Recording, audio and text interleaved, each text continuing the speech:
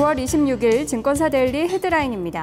대우증권 이번 추석은 다르다. 동양증권 강한 방향성이 나타나기 어려울 상황. 신영증권 중국 선행지표들 어떤 항목이 반등했나. 삼성증권 기술적으로 본 증시 방향은 위, 탄력은 제한적. 신한금융투자입니다. 실적은 조연일 뿐. 한국증권 QE3와 디커플링. KB증권 단기적인 박스권 횡보세를 예상. 우리투자증권 센티먼트 지표로 타진해보는 분위기 반전. 네, 오늘 증권사들은 어제와 마찬가지로 이 QE3 영향 분석해보면서 중국과 미국의 상황도 되짚어보는 모습이었는데요. 오늘은 한국증권의 의견부터 보도록 하겠습니다. QE와 디커플링이라는 제목인데요. QE3의 의미에 대해서 되짚어봤는데 고용의 강조를 담고 있다고 설명했습니다.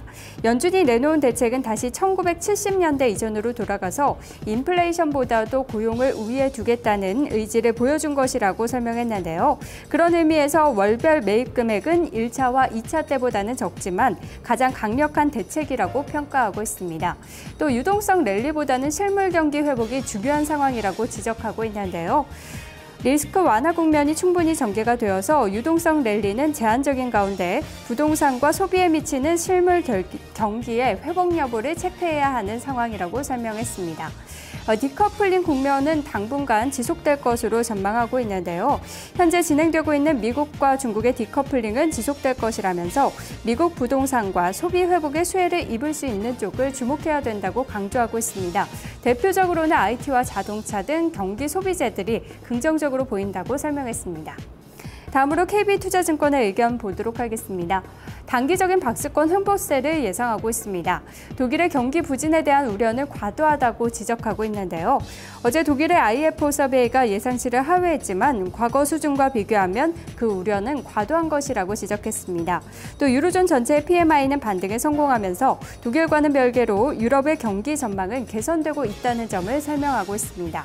하지만 당분간 모멘텀 부재가 지속될 것으로 전망을 하고 있는데요. 스페인 구제금융 신청 여부가 시장의 관심사로 떠오르고 있습니다. 하지만 스페인은 10월 21일에 주요 지방선거를 앞두고 있고 또 최근 ECB의 OMT 정책으로 발행금리가 큰 폭으로 하락하면서 스페인이 빠른 결정을 내려야 할 상황에 직면하지 않았는데요. 이 때문에 결과가 조금 더 늦춰질 가능성도 열어두고 있습니다. 이런 가운데 코스피는 방향성 부재가 심화될 것으로 전망했습니다. 추석 연휴를 앞두고 거래량도 하락하면서 방향성 부재는 심화될 것이라고 설명했습니다. 마지막으로 우리투자증권의 의견 보도록 하겠습니다. 센티먼트 지표로 타진해보는 분위기 반전의 가능성인데요. 소비 관련 지표들을 주목해야 하는 이유에 대해서 설명했습니다. 센티먼트 지표 중에서도 특히 소비 관련 지표들이 시장 분위기 반전의 계기를 제공해줄 가능성이 크다고 봤는데요. 과거 경기부양책 발표 전후로 살펴봤을 때도 ISM 제조업 지수나 PMI 지수는 오히려 부진했거나 또 시차를 두고 개선되는 모습을 보여줬지만 소비 관련 지표들은 예외 없이 빠른 개선세를 보여줬다고 전했습니다. 9월 소비 관련 지표도 8월에 비해서 개선될 것으로 전망했는데요. 9월 컨퍼런스 보드 소비자 기대 지수와 미시건대 소비 심리 지수 모두 8월에 비해서 개선세를 보여줄 것이라고 전망을 했습니다.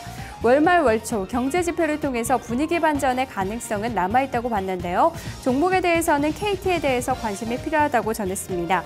갤럭시 S3 출시 이후 LTE 가입자가 본격적으로 증가하고 있는데 연말까지 400만 명 가능성도 남아있다고 전하고 있습니다. 지금까지 증권사 데일리 살펴봤습니다. 네, 증권사 데일리들을 보니까요. 대체적으로 추석을 앞두고 어떤 장세가 펼쳐질지 그리고 10월 증시 전망은 어떤지 여러 가지 이야기들이 나오고 있습니다. 허준식 해설위원과 함께 짚어보겠습니다. 회원님 안녕하세요. 네, 안녕하십니까. 네, 오늘의 리포트 어떻게 보셨나요? 네, 일단 상승 모멘텀은 부재한 상태고요. 호황제도 아주 큰 것은 안 나오는 것 같습니다. 그래서 혼조세가 이어질 것이라는 전망이 많습니다. 예, 그럼 베스트 리포트로는 어떤 이 증권사를 뽑으셨나요? 네, 대신증권 리포트인데요. 대신증권 쪽에서는 지금 유럽 상황이 앞으로 이제 어떻게 전개되는지에 따라서 미국의 3차 양자 완화 효과도 달라질 것이라고 규정을 하고 있고요. 일단 스페인의 구제금융 관련해서 사실은 이게 가장 큰 이제 재료가 될 것 같은데요. 9월 말과 10월 초안에 이루어질 것이라고 이렇게 낙관을 했습니다. 일단 9월 27일 날 스페인의 내년도 예산 발표가 있고요. 예산안 발표가 있고 28일로 이어지면서 외부 평가기관의 스트레스 테스트, 이 금융기관의 스트레스 테스트 결과 발표가 예정되어 있습니다. 그리고 이제 10월 8일 날 유로존의 재무장관 회담이 예정되어 있는데 이 10월 8일 안에 스페인이 구제금융 결과적으로 결국에는 신청할 것이라는 이야기입니다. 근거는 일단 스페인의 정부 예산안 또 금융권 스트레스 테스트 결과가 나오고 나면 이에 이제 필요한 자금의 규모도 산출이 될 텐데 이에 따라서 구제금융 규모도 얼마나 필요한지도 나올 것이라는 겁니다. 그래서 아마 9월 말 이후에도 스페인이 이 구제금융을 안 하게 되면 국채 수익률이 다시 급등할 것이고 또 10월 달에는 지금 그림 보시는 것처럼 연중 최대 규모로 스페인 국채 만기가 기다리고 있기 때문에 스페인도 10월 8일 전에는 아마 구제금융에 신청에 나설 것이라는 이야기입니다. 그리고 또 정치적으로도 보면 10월 21일 날 지방선거가 예정되어 있기 때문에 현재 집권당이 혼란을 원치 않을 것이고 표심이 떨어지기 때문에요. 그래서 따라서 10월 초 안에 스페인은 구제금융에 나설 것이라는 그런 이야기고요.